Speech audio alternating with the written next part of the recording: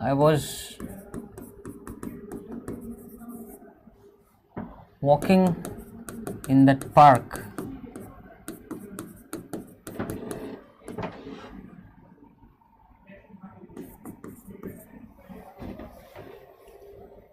for last 1 week.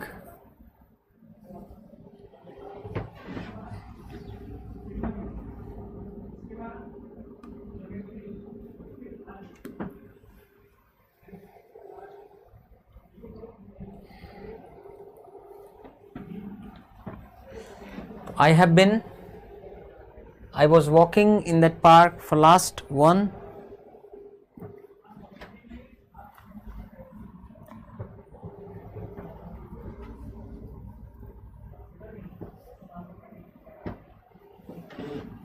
last 1 week.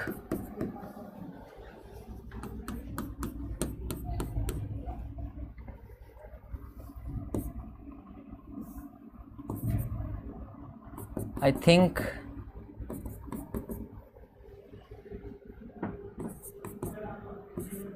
she has failed the test.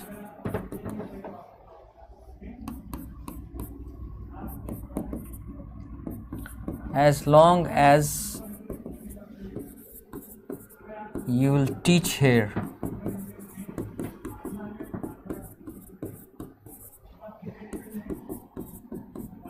I shall let you stay here.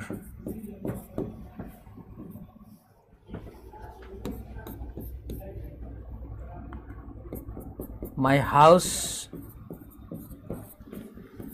is 2 blocks farther from Ravi's.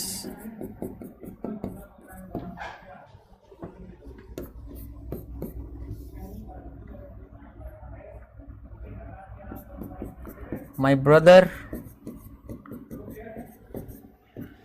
is elder than me by 5 years.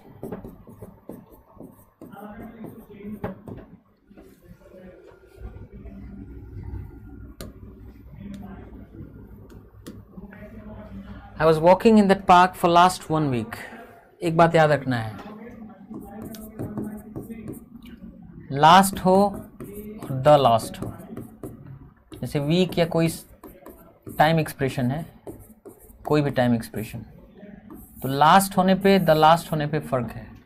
अगर सिर्फ last लिखा है तब तो since होगा, the last लिखा है तो फॉर होगा. ये ध्यान देखना है. सो आई वॉज वॉकिंग नहीं, आई हैड बीन या आई हैव बीन. मैं टहल रहा था उस पार्क में, या टहल रहा हूँ उस पार्क में फॉर लास्ट 1 वीक, पिछले 1 हफ्ते से.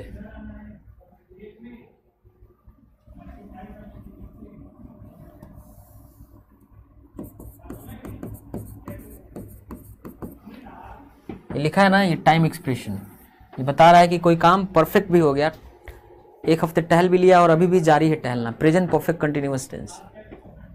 आई थिंक, मुझे लगता है she has failed the test, वो टेस्ट में फेल हो गई है. No error. अब फेल क्रिया का इस्तेमाल कैसे होता है? Fail an exam, fail a test होता है. फेल इन एन एग्जाम भी होता है, फेल इन अ टेस्ट भी होता है. As long as subordinating conjunction है, ऐसे बहुत सारे सबऑर्डिनेटिंग कंजंक्शन हैं, जैसे जितने भी WH सबऑर्डिनेटिंग कंजंक्शन है. WH सबऑर्डिनेटिंग कंजंक्शन जैसे what, who, which, how, where, when, whether, और as long as soon as, till, until, unless, on condition that, provided, if. ये ऐसे सबऑर्डिनेटिंग कंजंक्शंस हैं जिनसे शुरू होने वाले सबऑर्डिनेट क्लॉज में फ्यूचर सेंस होता है, लेकिन प्रेजेंट टेंस का इस्तेमाल करा जाता है. तो होता प्रेजेंट टेंस है, लेकिन अर्थ उससे फ्यूचर का निकलता है. So as long as you will teach नहीं, as long as you teach, जब तक आप पढ़ाएंगे यहाँ, share, I shall let you stay, मैं आपको रहने दूंगा यहाँ पे. ठीक है। My house is 2 blocks farther from Ravi's. Far मतलब दूर, फार फर्दर फर्देस्ट भी होता है, फार फार्दर फार्देस्ट भी होता है। जब आप कहते हैं फर्दर फर्देस्ट तो वो सीक्वेंस ऑर्डर क्रम बताता है। जब आप farther farthest FARTHER farther farthest बोलते हैं मतलब ज़्यादा दूर, सबसे ज़्यादा दूर, वो डिस्टेंस बताता है। यहाँ पे डिस्टेंस का सेंस नहीं है बल्कि एक क्रम का, कि मेरा जो घर है इस 2 blocks फार्दर नहीं फर्दर फ्रॉम रवीज, यानी रवि वाला जो ब्लॉक है उससे 2 block और आगे है, तो क्या होना चाहिए था further.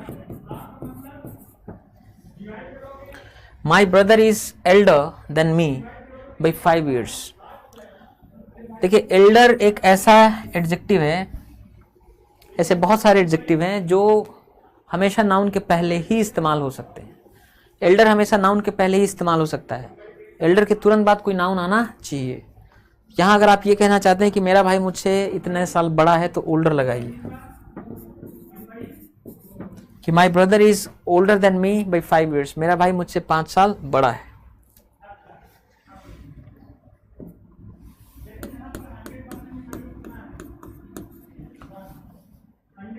The capital of China is very bigger than India's.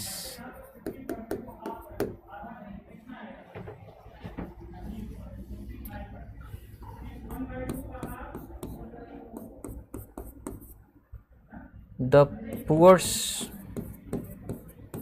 problems have persisted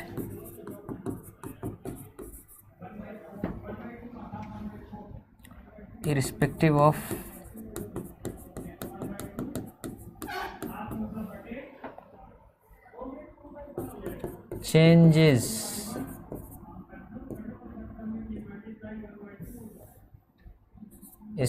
changes in government.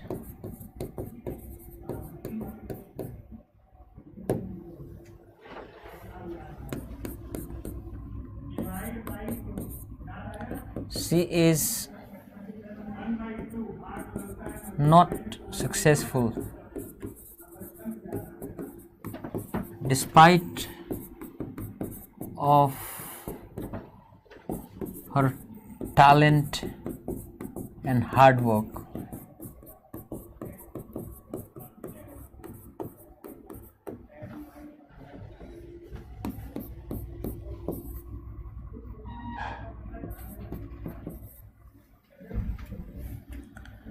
I am not worried because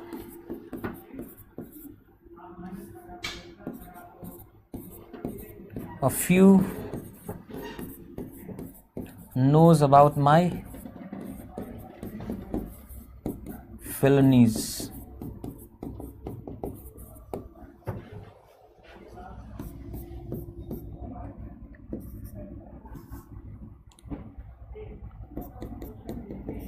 His friend told me that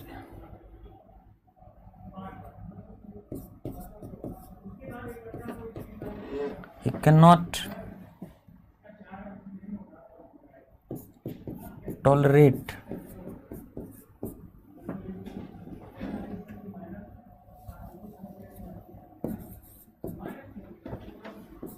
my rowdy behavior.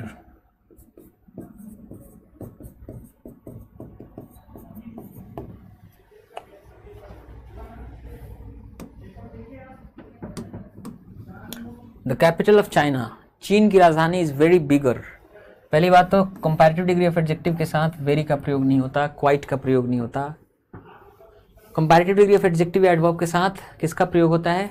Much, very much, rather, even, far, a lot, a little, lots, any, no, a bit, इनका इस्तेमाल होता है।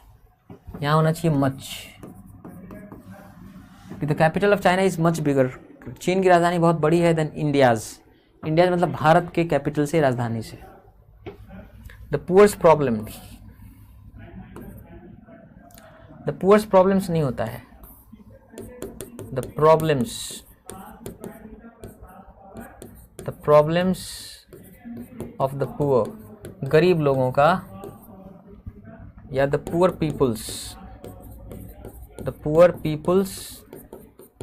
Problems, गरीब लोगों के जो problems हैं, have persisted, वो टिके हुए हैं, इरिस्पेक्टिव ऑफ, बट इससे बिना फर्क पड़े चेंजेस इन गवर्नमेंट, जो सरकार में परिवर्तन आया उसके बावजूद भी टिका हुआ है, उससे बिना फर्क पड़े हुए, कौन आया कौन गया फिर भी टिका हुआ है। शी इज़ नॉट सक्सेसफुल, वो सक्सेसफुल नहीं है, despite of a talent and hard work, despite होता है, डिस्पाइट के साथ ऑफ नहीं आता है, ऑफ आता है किसके साथ, इंस्पाइट ऑफ के साथ, ये प्रीपोजिशन है, इसका मतलब होता है इसके बावजूद। I am not worried because a few knows about my felonies, मैं चिंतित नहीं हूँ क्योंकि कोई नहीं जानता है मेरे अपराधों के बारे में, बिकॉज फ्यू नोज नहीं होगा, फ्यू नो अबाउट माई फेलनीज, मेरे अपराधों के बारे में। हिज फ्रेंड टोल्ड मी, उसके दोस्त ने बताया मुझे, that he can not tolerate, देखिए टोल्ड मी से पता चल रहा है, मेन क्लॉज पास में है तो डिपेंडेंट क्लॉज भी पास में होना चाहिए। हिज फ्रेंड टोल्ड, उसके दोस्त ने मुझे बताया, told me that he could not tolerate, कि वो नहीं सह सकता था,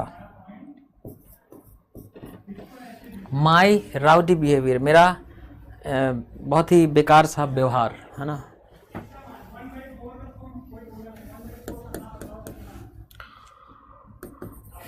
बसंती was made to dance by Gabbar and his men.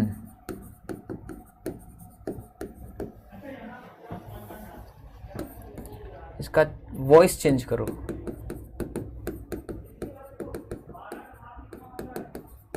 Active passive, है ना।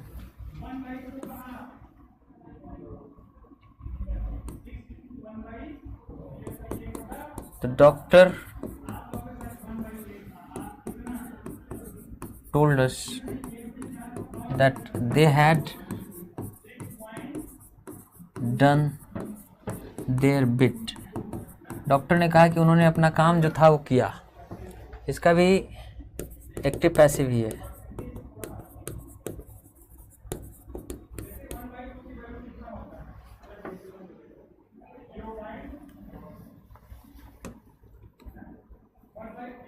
ऑप्शन भी दे रहे हैं आपको। The doctor said to us, we did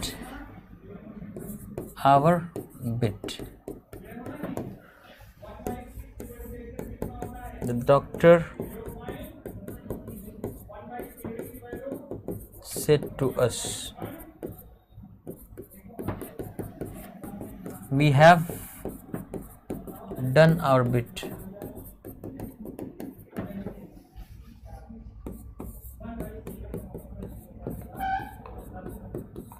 The doctor said to us, they had done their bit.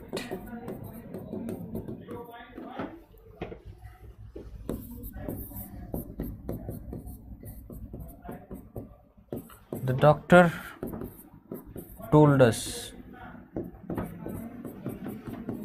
we had done our bit.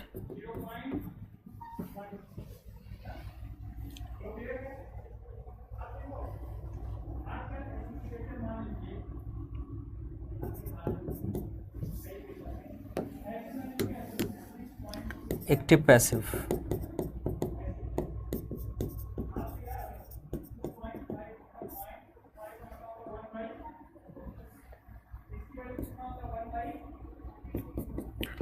Maya explained the issue to us all.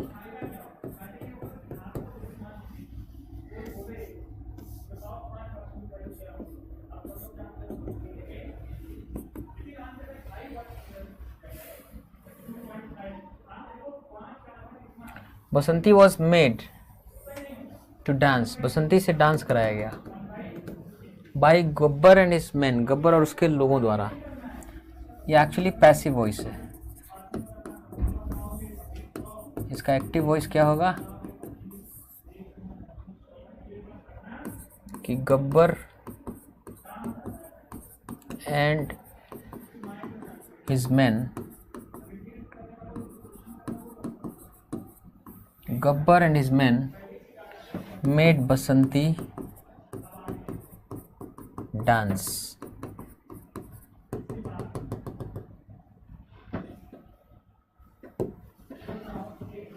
Gabbar और उसके लोगों ने मेड बसंती dance, Basanti से नचवाया।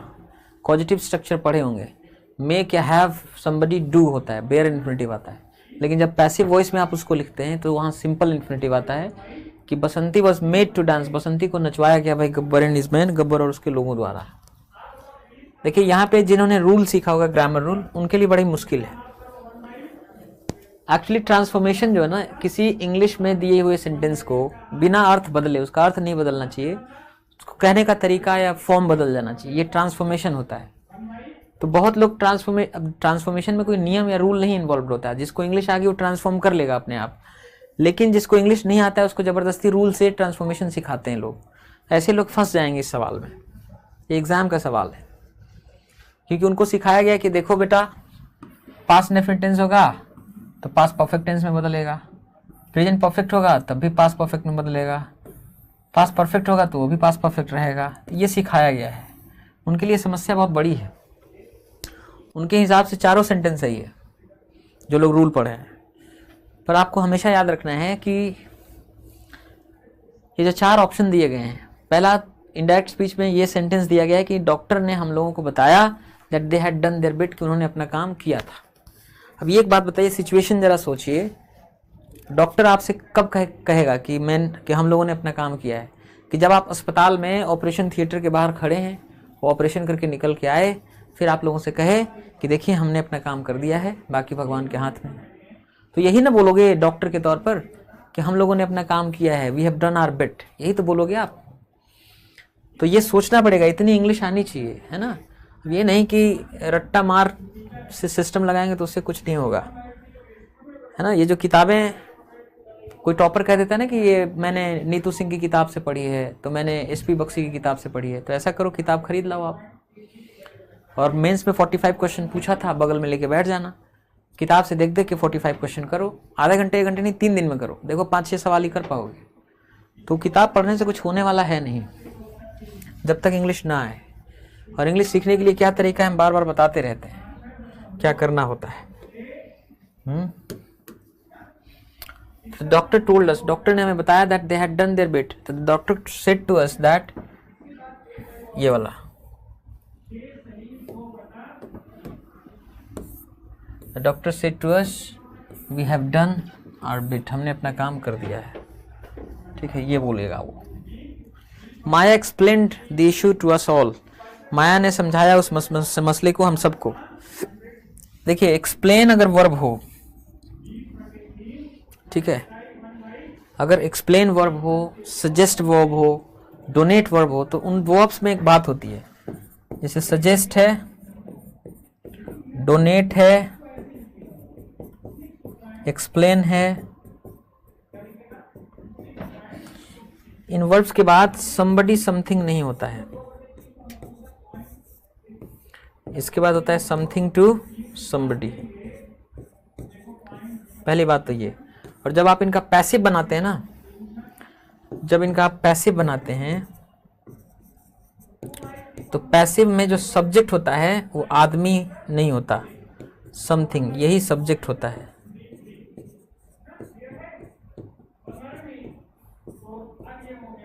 हाँ, तो Maya explain the issue to us all, Maya ने समझाया मुद्दे को टू अस ऑल, हम सब लोगों को। इसमें ये सब्जेक्ट नहीं बनेगा, सब्जेक्ट यही बनेगा समथिंग वाला। तो द इशू, जो मसला था, द इशू वॉज एक्सप्लेन्ड, मसले को समझाया गया, the issue was explained to us all, हम सब लोगों को, बाय माया, माया द्वारा। ये इसका पैसिव बनेगा। ये एक्टिव फॉर्म था,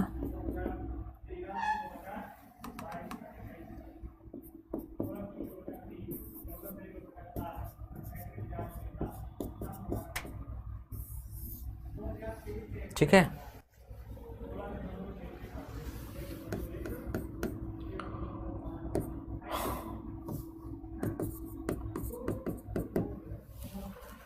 Ravi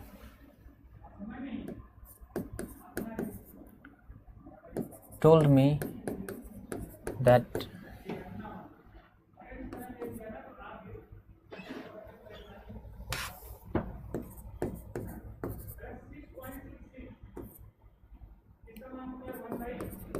I have been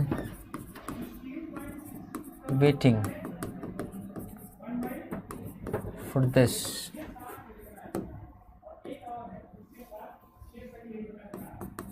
for a long time.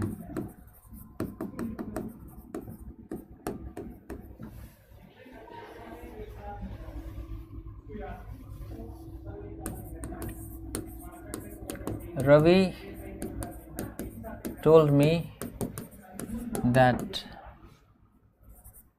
I had been waiting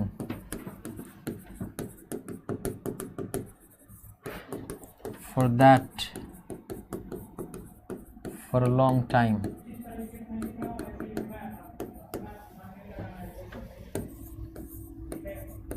Ravi told me, Ravi ने मुझे बताया that he had been waiting for that for a long time.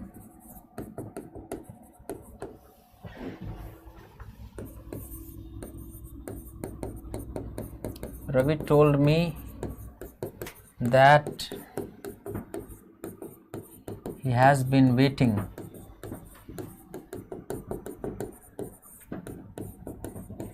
for that for a long time.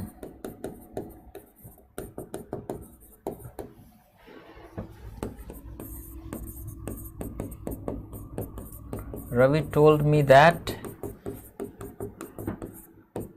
he was waiting for that for a long time. बहुत ही आसान पूछा है, ऐसा ही exam में आएगा।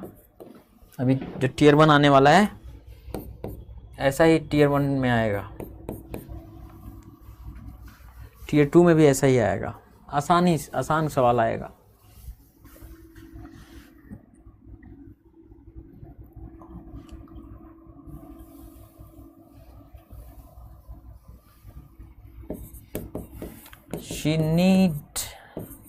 She need not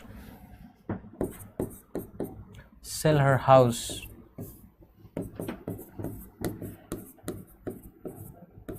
at this stage. उसको जरूरत नहीं है बेचने की अपना घर इस स्टेज पे। Active passive.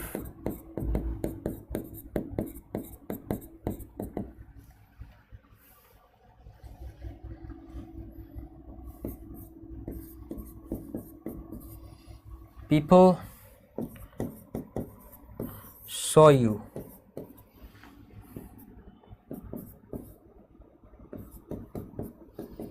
Beat that lady up.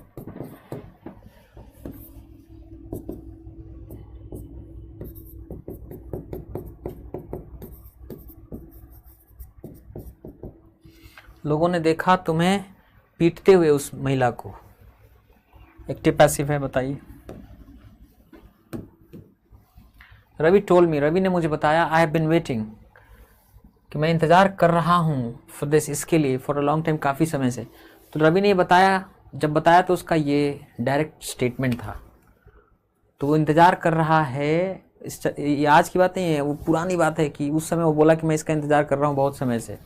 तो जब इनडायरेक्ट नरेशन करेंगे, उसका अपने से बना कर बोलेंगे, तो यही बोलेंगे कि रवि ने मुझे बताया कि वो इंतज़ार कर रहा था उस चीज़ का for a long time. Ravi told me that he had been waiting, कि वो इंतज़ार कर रहा था फॉर दैट, उसके लिए, फॉर अ लॉन्ग टाइम, काफ़ी लंबे समय से।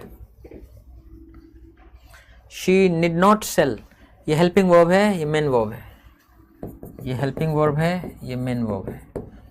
तो शी डिड नॉट सेल, उसको ज़रूरी नहीं है बेचना उसका घर एट दिस स्टेज, अभी इस स्टेज पर।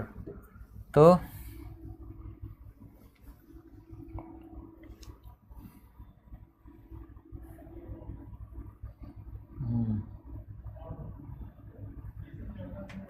her house need not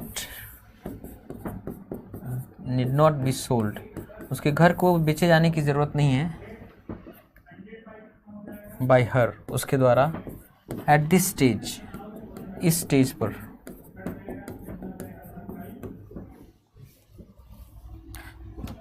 लोगों ने देखा तुम्हें beat that lady up, उस महिला को पीटते हुए, यानी तुम देखे गए, you were seen,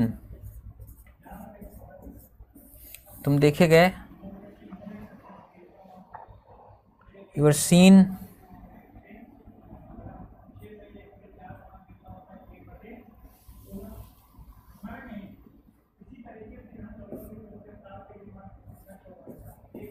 were seen beating that lady up, तुम देखे गए पीटते हुए उस महिला को।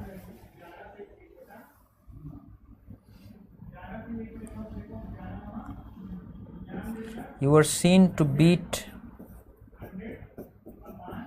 that lady up, तुम देखे गए पीटते हुए उस महिला को।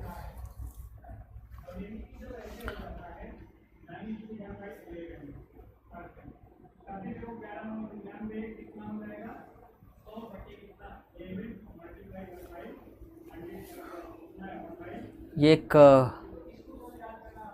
पैसेज है, सेम इज द केस, यही मामला है, ऐसा ही होता है विद स्टैंडर्डाइज्ड टेस्ट में। Students today, full stop, students today take a wide variety of standardised test, students आजकल देते हैं। एक बात हमेशा याद रखना, एज अ स्टूडेंट, आप जब स्टूडेंट होते हैं तो स्टूडेंट क्या करता है, स्टूडेंट जो होता है ना, टेक एन एग्जाम, परीक्षा देते हैं आप, write an exam, sit N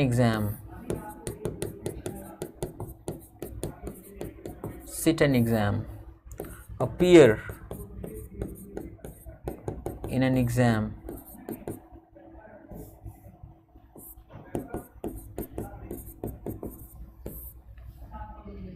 और अगर आप टीचर हैं तब आप टेक नहीं करते हैं, तब आप गिव अ टेस्ट होता है, आप टेस्ट देते हैं, लोग स्टूडेंट्स करते हैं।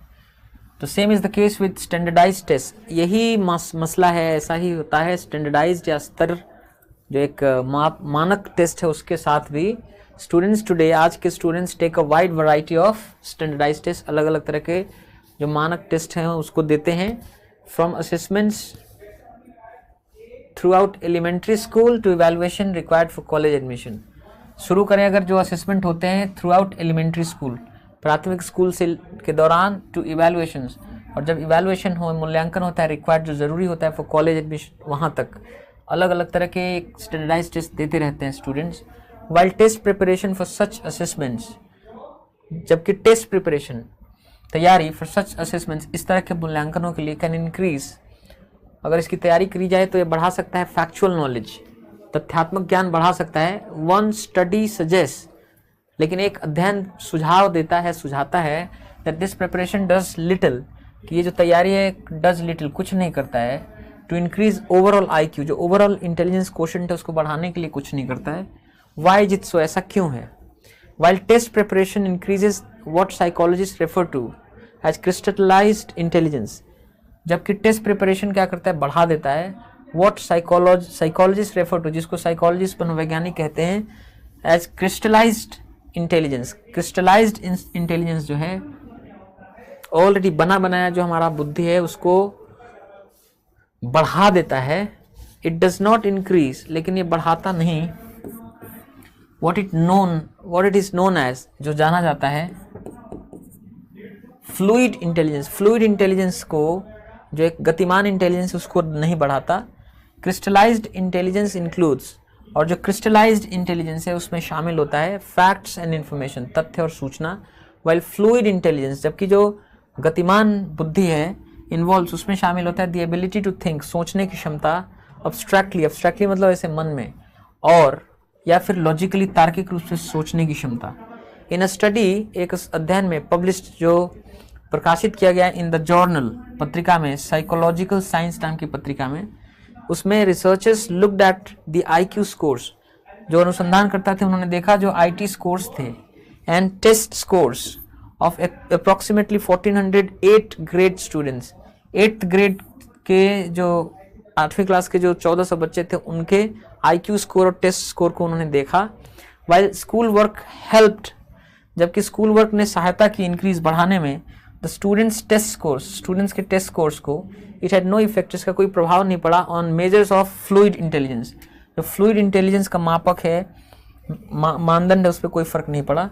द ऑथर्स सजेस्ट, उस स्टडी या अध्ययनकर्ता के लेखक कहते हैं, सजेस्ट करते हैं, सुझाते हैं that fluid intelligence is a much better indicator, कि फ्लूइड इंटेलिजेंस एक ज़्यादा बेहतर, एक मच बेटर इंडिकेटर, संकेतक है ऑफ एबिलिटीज, ऐसी क्षमताओं का, सच है जैसे कि प्रॉब्लम सॉल्विंग एबिलिटी, समस्या समाधान की कितनी क्षमता है, अब्स्ट्रैक्ट थिंकिंग स्किल्स, मन में सोचने की स्किल्स, मेमोरी कैपेसिटी कितनी है, एंड प्रोसेसिंग स्पीड क्या है।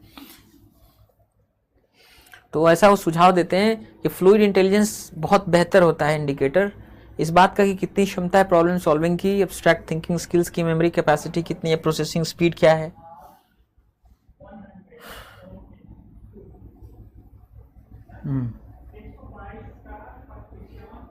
Brain training is big business.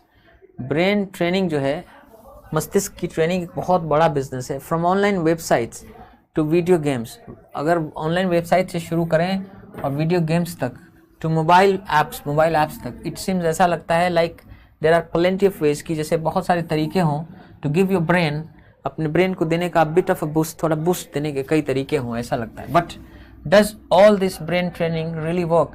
लेकिन क्या ये जो पूरा ब्रेन ट्रेनिंग है ये सब क्या काम करता है? कैन इट इंक्रीज, क्या ये बढ़ा सकता है योर कॉग्निटिव एबिलिटीज, आपकी मानसिक क्षमताओं को, और योर IQ को बढ़ा सकता है? According to a few recent studies, कुछ हालिया स्टडीज हैं, उनके अनुसार while these brain training tools, जबकि ये ब्रेन को ट्रेन करने वाले टूल्स जो है माइट हेल्प, सहायता कर सकते हैं, शार्पेन, और तेज करने में योर एबिलिटीज, अपनी क्षमताओं को, टू रिटेन इन्फॉर्मेशन, कि आप सूचना रख सकें। दे वोंट नेसेसरली इंक्रीज, वो ज़रूरी नहीं है कि बढ़ाएंगे योर इंटेलिजेंस, आपके बुद्धिमत्ता को, और इम्प्रूव, सुधारेंगे योर एबिलिटी टू रीजन, तर्क करने की जो क्षमता है, और थिंक अब्स्ट्रैक्टली, या मन में सोचने की क्षमता को बढ़ाएंगे, ज़रूरी नहीं है।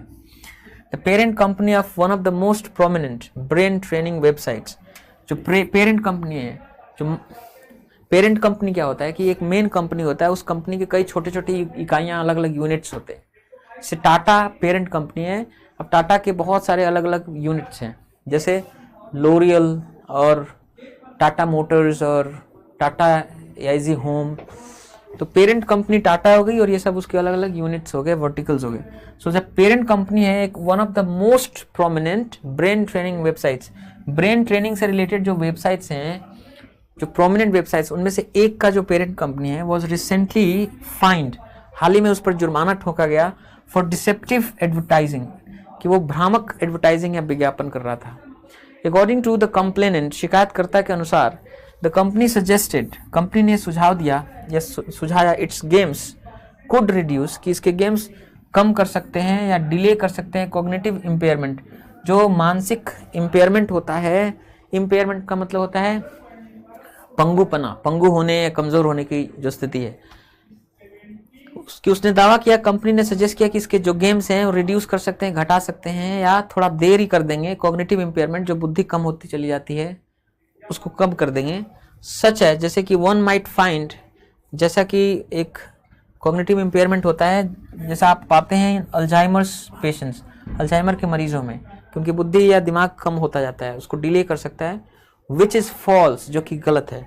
So while there may be some benefits, जबकि देयर में भी हो सकते हैं कुछ बेनिफिट्स, लाभ टू ब्रेन ट्रेनिंग के, डोंट एक्सपेक्ट मिराकुलस रिजल्ट्स, लेकिन एक्सपेक्ट मत करिए कि कोई चमत्कारिक परिणाम आएगा। अर्लियर स्टडीज हैव फाउंड, शुरुआती अध्ययनों ने पाया है, नो लिंक, कोई लिंक नहीं है बिटवीन इंक्रीज्ड इंटेलिजेंस, बढ़े हुए इंटेलिजेंस पे, एंड ब्रेन ट्रेनिंग एक्सरसाइजेस में।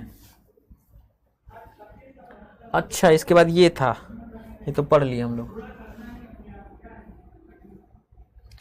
While the study found that, जबकि स्टडी ने पाया कि no indicator that test preparation improved IQ, that does not mean that this preparation has no value।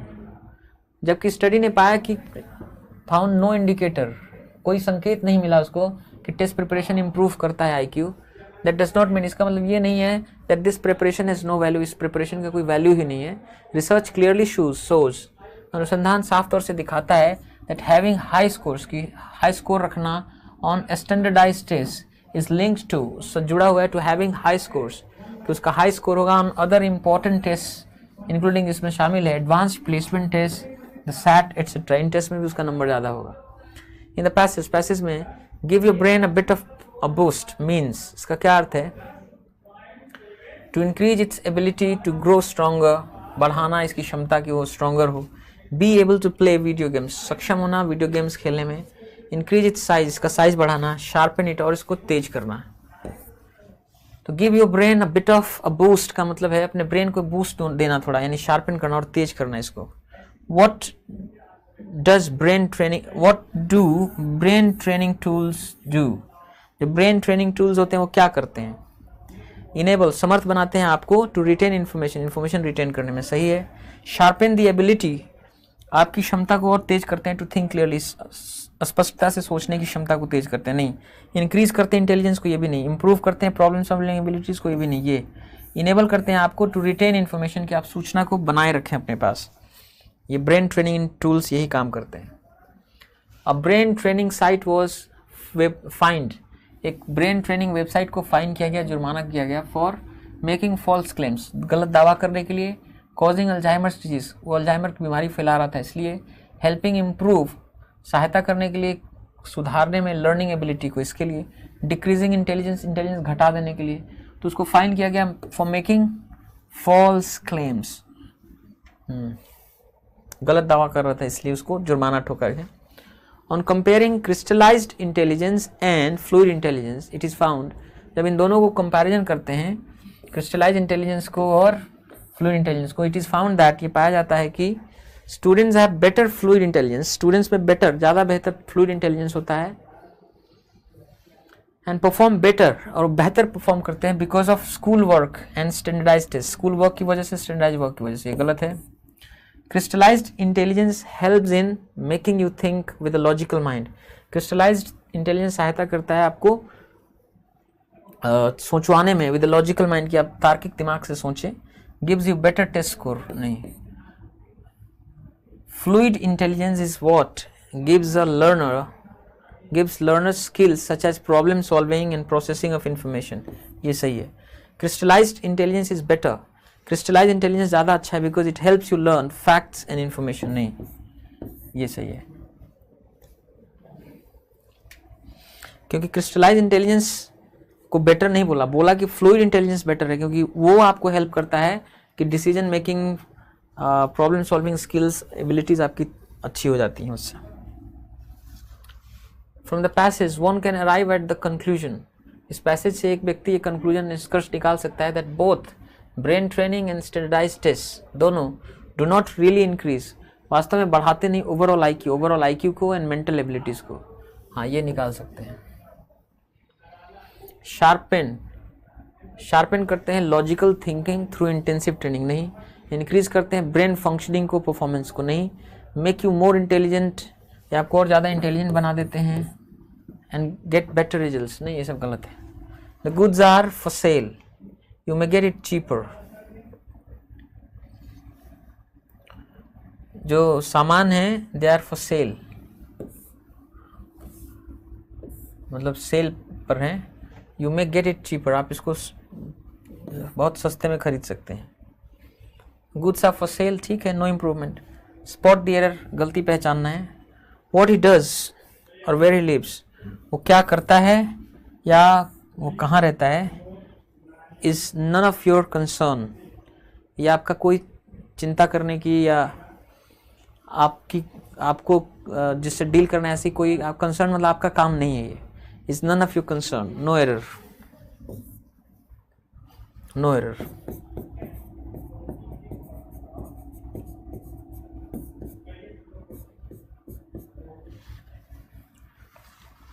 I'm not accustomed to give personal information about myself to strangers.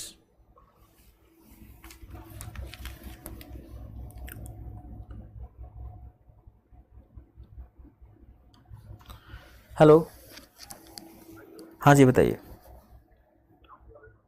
खुश, ठीक है, आप थोड़ी देर में आपको कॉल बैक जाएगा, ठीक है, ओके।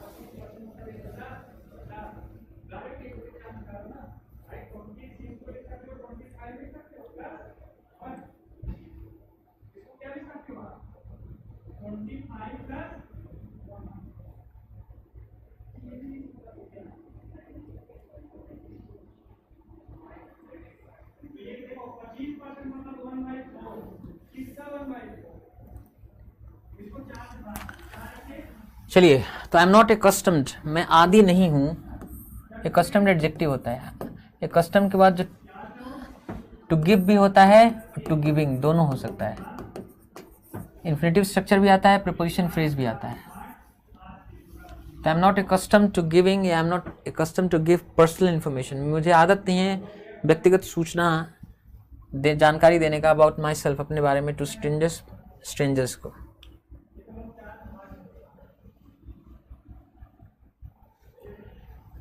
तो सही है, इसमें कोई एरर नहीं है, no error. Doing exercise in the gym, exercise करना जिम में इज मच मोर डिफिकल्ट, बहुत ज़्यादा कठिन है, than doing it at home, than doing it at home, इसको घर पर करने की अपेक्षा जिम में करना बहुत ज़्यादा कठिन होता है। After several attempts to untie the knot, I admitted to defeat and cut through it with a knife. After several attempts, कई प्रयास किए to untie the knot, गांठ को खोलने का, कई प्रयासों के बाद I admitted to defeat नहीं,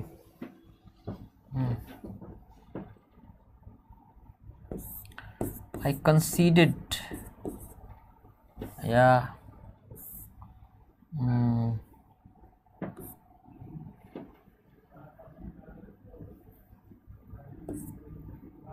I conceded defeat, मैं हार मान गया, and cut through it with a knife, और एक चाकू से इसे काटा। तो admitted to defeat नहीं होगा, conceded या केवल admitted होता तब भी ठीक हो जाता, to काटना था, हालांकि admitted होगा नहीं। conceded defeat या accepted defeat,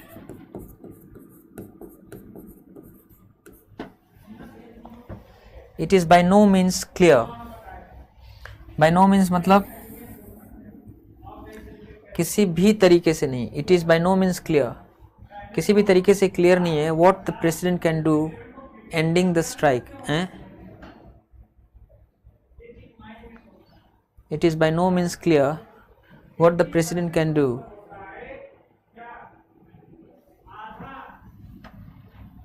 अच्छा,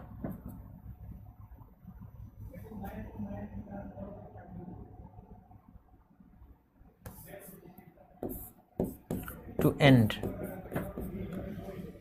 किसी भी सोर्स से नहीं, किसी भी स्रोत से नहीं ये क्लियर हो रहा है। What the president can do, जो प्रेसिडेंट कर सकते हैं टू एंड द स्ट्राइक, हड़ताल खत्म करने के लिए वो क्या कर सकते हैं, कोई कुछ क्लियर नहीं पता चल रहा है किसी से, कहीं किसी भी सोर्स से, स्रोत से। राधा कांट स्टैंड, राधा सह नहीं सकती है टू मेक मटर पनीर ऑन संडे।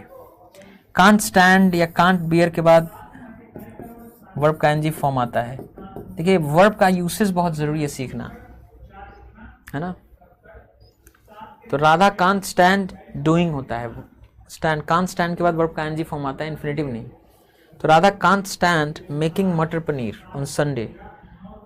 राधा ये सहेगी नहीं कि मटर पनीर बनाए वो संडे को। राधा शी प्रिफर्स मेकिंग तहरी, बल्कि वो ज़्यादा पसंद करती है तहरी बनाना ऑन दैट डे, उस दिन।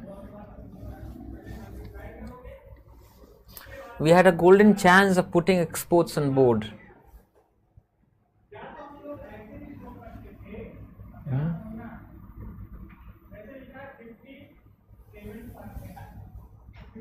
We had a golden chance. देखिए a golden chance नहीं होता, golden opportunity होता है। हालांकि ऑक्सफोर्ड एडवांस लर्नर डिक्शनरी में एक एग्जाम्पल है गोल्डन चांस का, पर गलत है वो, कोलोक्वियली लोग बोल देते हैं आम भाषा में, पर गोल्डन चांस नहीं होता, गोल्डन अपॉर्चुनिटी ही होता है। We had a golden opportunity of putting exports on board. ठीक है, ऑन बोर्ड का मतलब होता है जहाज पर एक्सपोर्ट्स को रखने का एक गोल्डन अपॉर्चुनिटी था हमारे पास। I am interested in finding out what she did when all with all those money. Those नहीं लगेगा, मनी के साथ अनकाउंटेबल नाउन होता है, ठीक है ना। अच्छा, किसी चीज़ को जानने की इच्छा है तो वहाँ इन डूइंग सही है, इसमें कोई दिक्कत नहीं है। इंटरेस्टेड के बाद अगर कोई चीज़ आप जानने की, पता करने की इच्छा है तो इन डूइंग समथिंग का इस्तेमाल होता है, टू डू समथिंग का भी इस्तेमाल होता है, इन्फिनेटिव स्ट्रक्चर भी यूज़ होता है इंटरेस्टेड के बाद। तो I am interested in finding out, मुझे बड़ा मन है जानने का कि व्हाट शी डिड, कि उसने किया क्या विद ऑल दैट मनी, वो सारा पैसा। You have drunk about 10 cup of tea, तुमने पी लिया है लगभग 10 कप चाय। Since you have been sitting here, जब से तुम यहाँ बैठे हो। ड्रिंक ड्रंक ड्रंक होता है तो तुमने पी रखी है, पी लिया है आपने। अबाउट 10 कप्स ऑफ टी, लगभग 10 कप चाय पी चुके हो। Since you have been sitting, जब से तुम यहाँ बैठे हुए हो।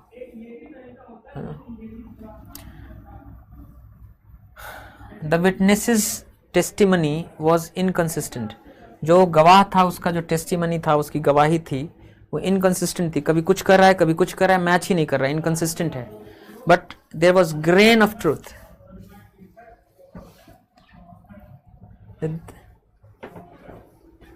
अच्छा देयर लिखा हुआ है, देयर क्लेम मतलब ढेर सारे विटनेस हैं, तो विटनेसेस, द विटनेसेस टेस्टिमनी, जो भी गवाह थे उनकी testimony was inconsistent, but there was a grain of truth, लेकिन एक सत्य का थोड़ा सा तो अंश था उसमें, इन देयर क्लेम, उनकी उस दावे में, that they saw the suspect near the crime scene, कि उन्होंने, दे सॉ नहीं, दे हैड सीन। क्यों? क्योंकि ये जब विटनेस लोग जो टेस्टिमनी दे रहे हैं उनका कंसिस्टेंट है इन सब, या वो जब बोले तो बोलने के पहले घटना हो चुकी है कि उन्होंने देखा था। तो जब दो एक्शन पास्ट में हो, जैसे एक एक्शन क्या है कि there was a grain of truth in their claim, उनके क्लेम में, उनके दावे में एक सत्य था, दैट, अब देखिए सत्य था उनके दावे में, तो जब वो दावा कर रहे हैं उसके पहले वो देख चुके हैं, तो ये कहना और कहने के पहले देख चुका होना यानी परफेक्ट है। So they had seen the suspect near the crime scene, इसमें मल्टीपल एरर्स हैं। देयर फादर डायड, उनके पिताजी मर गए, व्हेन दे वर स्मॉल, जब वो छोटे छोटे थे। Despite of that they had a happy childhood, despite के साथ ऑफ नहीं होता है, डिस्पाइट होता है या इंस्पाइट ऑफ होता है। In spite of that, they had a happy childhood. फिर भी उनका एक खुश बचपना था। More than one person मोर देन वन के बाद काउंटेबल सिंगुलर नाउन नाउन होता है, ये डिटर्मिनर जैसा काम करता है। यहाँ कंपैटिबल सिंगुलर कंपैटिबल वर्ब होता है। More than one person is going to have to find a new job, एक से ज़्यादा आदमी is going to have to find, उसको ढूंढना पड़ेगा एक नया job. Is going to have, उसको हैव टू फाइंड मतलब ढूंढना पड़ेगा उसको job. This shoes are designed for heavy runners like yourself नहीं, लाइक यू। ये जो शूज हैं डिजाइन किए गए हैं for heavy runners like you, तुम्हारे जैसे हेवी रनर्स के लिए। प्रीपोजिशन है ना, प्रीपोजिशन के बाद प्रीपोजिशनल ऑब्जेक्ट आता है। प्रीपोजिशनल ऑब्जेक्ट ऑब्जेक्टिव केस में होता है, वो ऑब्जेक्टिव केस है यू, योरसेल्फ नहीं होगा। आपने पढ़ा है ना कि मैंने पढ़ाया ऑब्जेक्ट पढ़ाया कि दो तरह के, verbal object, prepositional object. Verb के बाद भी, ट्रांजिटिव वर्ब के बाद भी ऑब्जेक्ट आते हैं, प्रीपोजिशन के बाद भी ऑब्जेक्ट आते हैं, और ऑब्जेक्ट हमेशा ऑब्जेक्टिव केस में होता है। We need a secretly with first class knowledge of English as well as Hindi. We need a secretly नहीं, we need a secretary. We need a secretary with a first class knowledge of English as well as Hindi. हमें एक secretary चाहिए जिसका बहुत अच्छा first class knowledge हो English का, बहुत अच्छा नॉलेज हो इंग्लिश और हिंदी का। आई सपोज, मुझे लगता है had better cleaning the Windows. Had better मतलब शुड, हैड बेटर क्लीन कि मुझे साफ करना चाहिए विंडोज़ को, but I would rather watch TV, लेकिन मैं ज़्यादा पसंद करूँगा टीवी देखना। हैड बेटर वुड रादर के बाद बेयर इन्फिनिटिव का इस्तेमाल होता है। Thieves broke the shop window, चोरों ने तोड़ दिया शॉप विंडो को, दुकान का जो खिड़की था उसको, और क्या किया, and carried of with jewellery, and carried of jewellery worth thousands of pounds. पहले तो ये थाउजेंड्स होगा,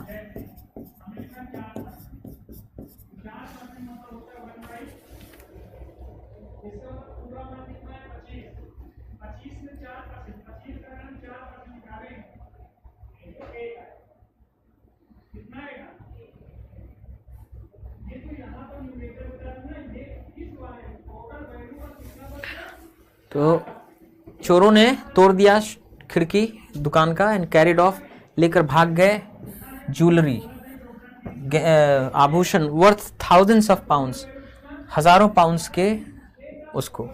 थाउजेंड क्या है, काउंटेबल सिंगुलर नाउन होता है, तो अगर सिर्फ थाउजेंड लिखना है तो उसके पहले 1000 या 1000 लिखना चाहिए था, पर नहीं तो 1 है ना तो है, तो वो 1 या कोई ना कोई डिटर्मिनर चाहिए काउंटेबल सिंगुलर नाउन के पहले, नहीं तो प्लूरल होगा। It is important that, countable singular noun बिना डिटर्मिनर के नहीं आता है, पढ़ाए हैं हम। इट इज़ इम्पोर्टेंट दैट, ये महत्वपूर्ण है कि तुषार बी प्रेजेंट। बहुत सारे ऐसे एडजेक्टिव्स हैं, नाउन्स हैं, वर्ब्स हैं, जिनके बाद दैट क्लॉज जब आता है तो उसमें प्रेजेंट सब्जेक्टिव लगता है। प्रेजेंट सब्जेक्टिव क्या होता है, बेयर इन्फिनिटिव। इन्फिनिटिव के 6 फॉर्म होते हैं, तो to do, to be done, to have done, to have been done, to be doing, to have been doing, उसमें टू हटा दीजिए, टू इन्फिनिटिव मार्कर को हटा दीजिए, जो बच गया do, be done, have been done, be doing, have been doing, वो बेयर इन्फिनिटिव कहलाता है। वो सीधे लगता है, कोई हेल्पिंग वर्ब नहीं, एस नहीं, एनजी वैनजी नहीं, कुछ नहीं। तो इट इज़ इंपॉर्टेंट, उसमें इसी तरह का ये एडजेक्टिव है जिसके बाद ये दैट क्लॉज आया है, और इस दैट क्लॉज में आप देखेंगे लिखा हुआ है present subjunctive mood. To be मतलब होना, उसमें से टू हटा दीजिए तो बेयर इन्फिनिटिव बी हो गया। इट इज़ इंपॉर्टेंट, महत्वपूर्ण है कि Tushar be present, Tushar present रहे when we sign the papers, जब हम पेपर्स को साइन कर रहे हैं। इट इज एसेंशियल दैट, ये जरूरी है, फिर वही एसेंशियल के बाद भी दैट क्लॉज में, दैट एवरी चाइल्ड हैव, कि every child have the same educational opportunities.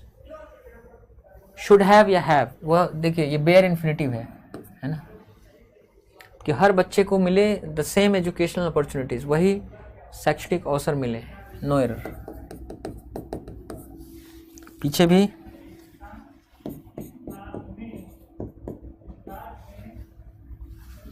The ticket will cost the same, जो टिकट है उसका उतना ही कीमत पड़ेगा। Whether we buy it now, चाहे हम अभी खरीदें, और वेट टिल लेटर, या फिर बाद तक इंतज़ार करें।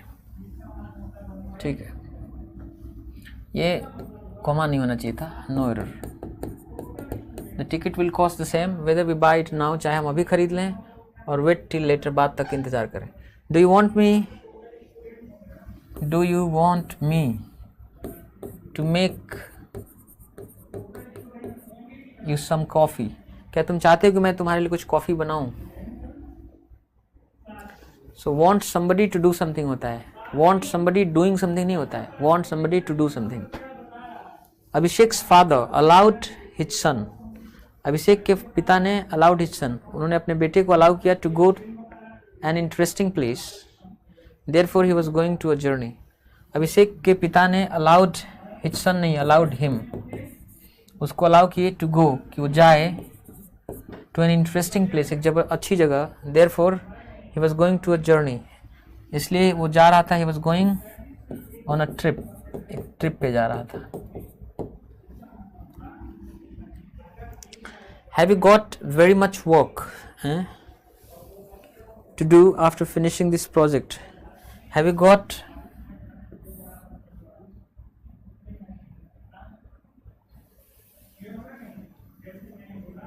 very much adverb होता है, work noun है, ये adverb है, अब noun के साथ adverb थोड़ी लगेगा। So have you got much work? क्या आपके पास बहुत काम है? To do, करने को, after finishing this project, इस प्रोजेक्ट को फिनिश करने के बाद। I have been waiting for 1.5 hours. I have been waiting, मैं इंतजार कर रहा हूँ, for 1.5 hours होगा, 1.5 घंटे से मैं इंतजार कर रहा हूँ।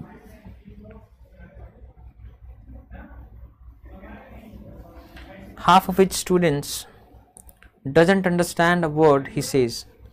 Half of its students, जो उसके स्टूडेंट्स हैं उनमें से आधे, तो स्टूडेंट्स बहुत सारे हैं, उसमें से आधे, 100 में से आधे 50 होंगे, डजंट नहीं होगा, डोंट होगा ना, क्योंकि प्लूरल कंपैटिबल वर्ब लगेगा। Half of it students don't understand, उसके आधे बच्चे समझते नहीं है, अ वर्ड, एक भी वर्ड इससे जो कहता है। Lohri is celebrated through out north India, Lohri celebrate की जाती है, मनाई जाती है पूरे नॉर्थ इंडिया में, उत्तर भारत में। एट द इम्पोर्टेंट टाइम, उस महत्वपूर्ण समय में, व्हेन द सन, जब सूरज, the source of all energy, whole energy, each energy, complete energy, जो स्रोत है हर तरह की ऊर्जा का, starts moving towards the northern hemisphere, जब वो उत्तरी गोलार्ध की तरफ मूव करना शुरू करता है। It is a very significant religious and cultural festival, एक बहुत महत्वपूर्ण धार्मिक और सांस्कृतिक पर्व है। Offering thanks giving to the sun god, देते हुए थैंक्स गिविंग, शुक्रिया, चढ़ावा देते हुए सन गॉड को, सूर्य भगवान को। Lohri highlights, presents, heralds, mark the beginning of the end. ये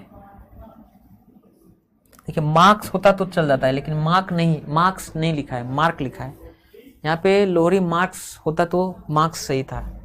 प्रेजेंस प्रस्तुत करता है, हाईलाइट्स उजागर करता है, हेराल्ड शुरू करता है। लोहरी हेराल्ड करता है, शुरुआत करता है the beginning of the end of the dark, bleak, dreary winters, जो अंधेरा, बहुत गमगीन वाले, जो ड्रेरी, नीरस जो विंटर्स होते हैं, उनके खात्मे की शुरुआत का हेराल्ड करते हैं, उसका प्रतीक है, वो शुरुआत का संकेतक है। And the beginning of warm days, गर्म दिनों की शुरुआत का प्रतीक है। Anthropologically is related to the agricultural calendar. अगर एंथ्रोपोलॉजी के हिसाब से देखें, एंथ्रोपोलॉजी में जो मानव जाति का किस तरह उद्भव विकास हुआ इसके बारे में पढ़ते हैं, उसके हिसाब से देखें तो ये रिलेटेड है एग्रीकल्चरल कैलेंडर से, जो कृषि का कैलेंडर होता है। It heralds the harvesting of the rabi crops, ये शुरुआत करता है, शुरुआत का प्रतीक है किसका, तो harvesting of the rabi crop, rabi crop की कटाई के शुरुआत का प्रतीक है। अ बॉनफायर इज लिट, एक बॉनफायर, एक अलाव जलाया जाता है। एंड ऑब्लेशंस आर, ऑब्लेशंस का मतलब होता है चढ़ावा, and oblations are offered, poured, sent, fixed to the sacred fire, offered. pour मतलब डालना, sent भेजना, fix मतलब फिक्स करना, offer मतलब देना। और oblations ऑफर किए जाते हैं to the sacred fire, उस पवित्र अग्नि को। The fire has a close cultural connection, ये जो आग है इसका बहुत ही घनिष्ठ सांस्कृतिक संबंध है, जुड़ाव है with the institutions of family, जो परिवार, एक परिवार नामक जो संस्था है, एंड किनशिप, एक सगा संबंधी जो इनसे बहुत क्लोज कल्चरल कनेक्शन है। The rituals, customs, ceremonies of birth, marriage and death which invoke अग्नि, जिसमें अग्नि को इन्वोक किया जाता है, उसको आवाहन किया जाता है। द फेस्टिवल ऑफ लोहरी, जो लोहरी का त्यौहार है, dash abundance, bounty and the community spirit, जो फेस्टिवल ऑफ लोहरी है सिग्निफाइज, ये संकेत करता है, साइन है, चिन्ह है, निशानी है एबंडेंस का, प्रचुरता का, बाउंटी समृद्धि का, कम्युनिटी स्पिरिट का, भाईचारे का। द फायर इज, जो फायर है, the fire is dash to be animated, alive and pure, जो आग होता है इज इमेजिन्ड, कल्पना किया जाता है, अज्यूम्ड माना जाता है, एक्सपेक्टेड उम्मीद की जाती है, कंसीडर्ड माना जाता है, टू बी एनिमेटेड कि वो एनिमेटेड होता है, एनिमेटेड मतलब उसमें एक जीवंतता होती है, वो अलाइव होता है, प्योर होता है। फायर इज कंसीडर्ड, आग को माना जाता है, अज्यूम मतलब कल्पना करना, इमेजिन मतलब भी कल्पना करना, तो फायर को माना जाता है टू बी कि ये होता है animated, alive and pure. If the BCCI is coffers, coffers का मतलब तिजोरी, अगर बीसीसीआई की जो तिजोरी है आर ओवरफ्लोइंग, अगर वो बहुत बह रहे हैं, बहुत पैसा आ गया है, the money can be spent, पैसे को खर्च किया जा सकता है नोबल कॉजेज, अच्छे अच्छे काम पे। Fixing a price tag on them, उनके ऊपर एक प्राइस टैग फिक्स कर देना, इज अकीन, वो बराबर है टू सेलिंग शिप, भेड़ बेचने के जैसा है, इन अ शैंडी, एक शैंडी में, बाजार में। आई एम राइटिंग दिस, मैं इसे लिख रहा हूँ as a cricket buff, cricket के बहुत पसंद करने वाले के रूप में। क्रिकेटर्स वर ऑक्शन, क्रिकेटर्स की नीलामी की गई फॉर हुपिंग सम्स, बड़े बड़े अमाउंट्स के लिए, फॉर द आईपीएल 2023 एडिशन।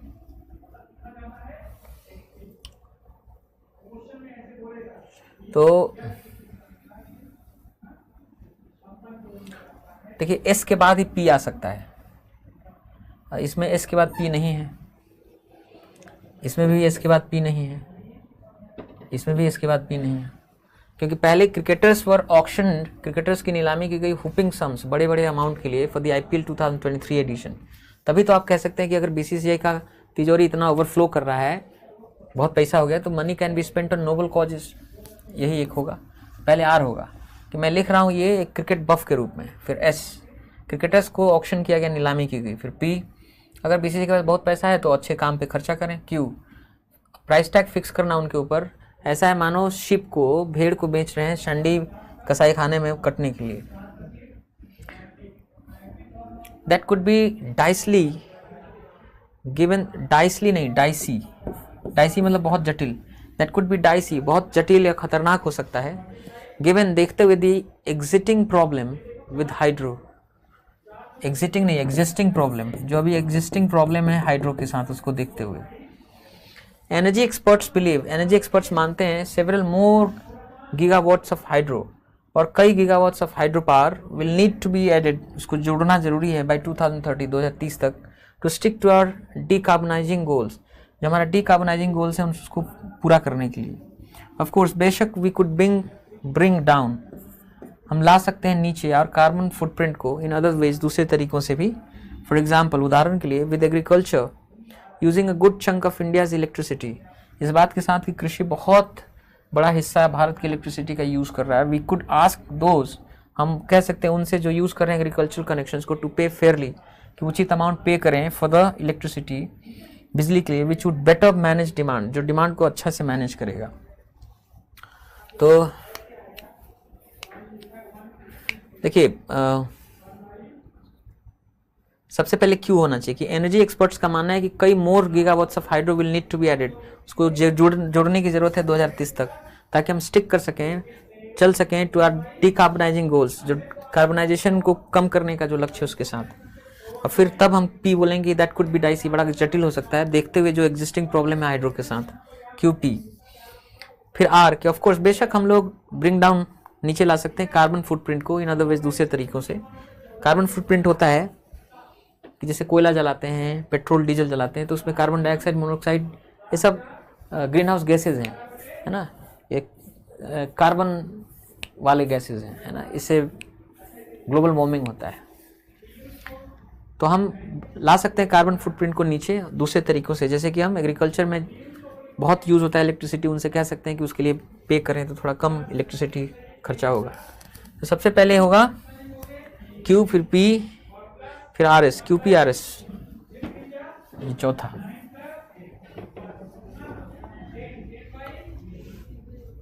दो noise pollution is also toxic, हालांकि ध्वनि प्रदूषण भी टॉक्सिक है, जहरीला है। There is hardly any discourse about it, कोई इस पर बहस नहीं हो रहा है।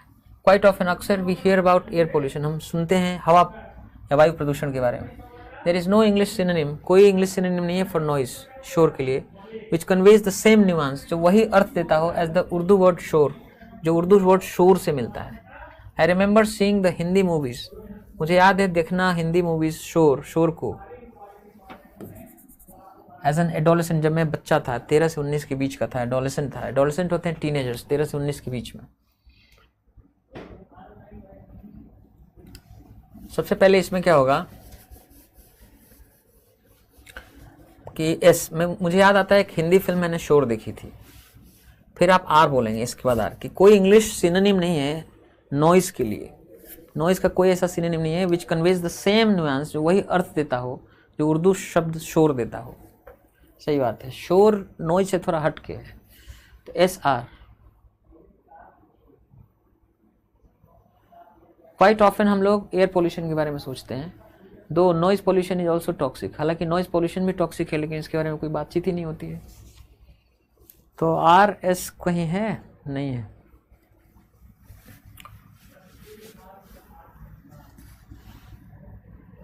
चलिए Q से शुरू करते हैं जरा। काफ़ी अक्सर हम लोग सुनते हैं एयर पोल्यूशन के बारे में, Q के साथ P जुड़ेगा, लेकिन नॉइज पोल्यूशन टॉक्सिक है, फिर भी इसके बारे में बात नहीं होती। Q के साथ P जुड़ना चाहिए। QP कहीं है? इसमें नहीं है QP, इसमें नहीं है, इसमें नहीं है, इसमें है। फिर RS, there is no English synonym for noise. हाँ ठीक है, इंग्लिश सिनोनिम या समानार्थी शब्द नहीं है नॉइज का, जिस कोई ऐसा वर्ड नहीं है जो समानार्थी हो नॉइज का, जो कन्वे करता हो, देता हो वही अर्थ as the Urdu word shor, जो उर्दू वर्ड शोर से मीनिंग आता है। अब मुझे याद आता है कि हिंदी मूवी शोर देखा था मैंने जब मैं एडोलेसेंट था। QPRS सही है। मोर ओवर, इसके अलावा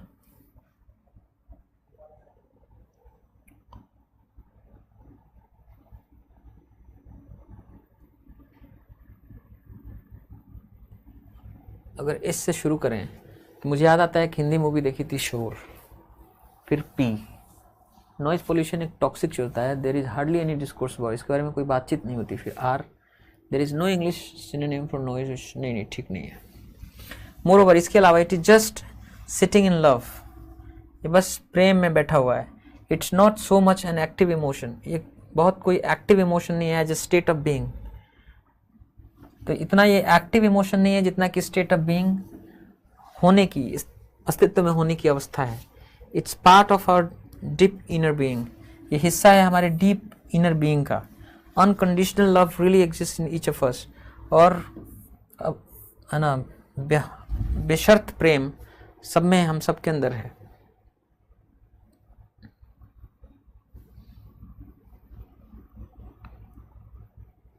सबसे पहले इससे बात शुरू होनी चाहिए कि अनकंडीशनल लव रियली एग्जिस्ट, सच में एग्जिस्ट करता है इन ईच ऑफ अस, हम सब में।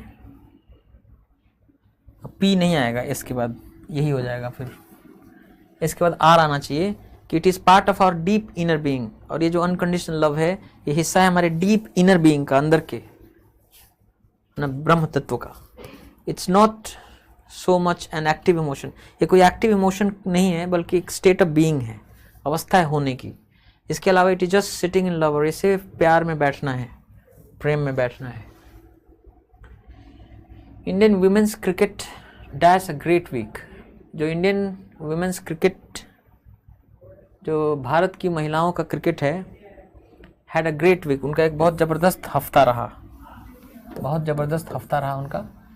ऑन वेंसडे को BCCI announced the kick off of T20 women's premier league. T20 women's premier league की घोषणा की विद 5 सिटी बेस्ड फ्रेंचाइजेस, 5 उसमें सिटी आधारित फ्रेंचाइजेस रहेंगी, sold for an aggregate of rupees 4,670 crore, इतने करोड़ में बिका. The absence of a WPL meant Women Premier League का absence न होना meant इसका अर्थ था that Indian women's cricket was short changed, कि जो इंडियन वुमेन्स क्रिकेट जो है, भारत महिलाओं का जो क्रिकेट है वो शॉर्ट चेंज का मतलब होता है किसी का नुकसान करना. एज BCCI's, क्योंकि BCCI का जो माइंड था was focused almost entirely on men's cricket. As BCCI's attention, BCCI का पूरा अटेंशन था, फोकस था ऑलमोस्ट एंटायरली, पूरी तरह से मेंस क्रिकेट पे. Leveraging the commercial potential, leverage करना मतलब यूज़ करना, जो व्यावसायिक क्षमता थी, संभावना थी. विल प्रोवाइड अ बूस्टर, ये बूस्टर प्रोवाइड करेगा for women cricketers in much the same way, उसी तरह से एज जैसा कि इट डिड फॉर मेन, जैसा कि इसने पुरुषों के लिए किया. It will now provide livelihood, अब ये लाइवलीहुड या जीविका प्रदान करेगा, लाइवलीहुड प्रदान करेगा for a dash bigger pool of players, far bigger, very more higher नहीं होगा. अभी बताया था आपको कि कंपैरेटिव डिग्री ऑफ एडजेक्टिव है एडवर्ब के लिए, जो एडवर्ब्स आते हैं वो कौन से आते हैं? Much, very much, far, even, rather, a bit, a lot, lots, no, any, ठीक है, a little. The related spin-off, और इससे संबंधित जो spin-off होगा, जो पैसा या आय आएगा, will be more या फायदा होगा, will be more resources, वो होगा कि और संसाधन होंगे for the domestic structure, घरेलू स्ट्रक्चर के लिए. The combined effect, और जो सब मिला जुला प्रभाव होगा, will rub on the international performances of the Indian women's team. Rub off.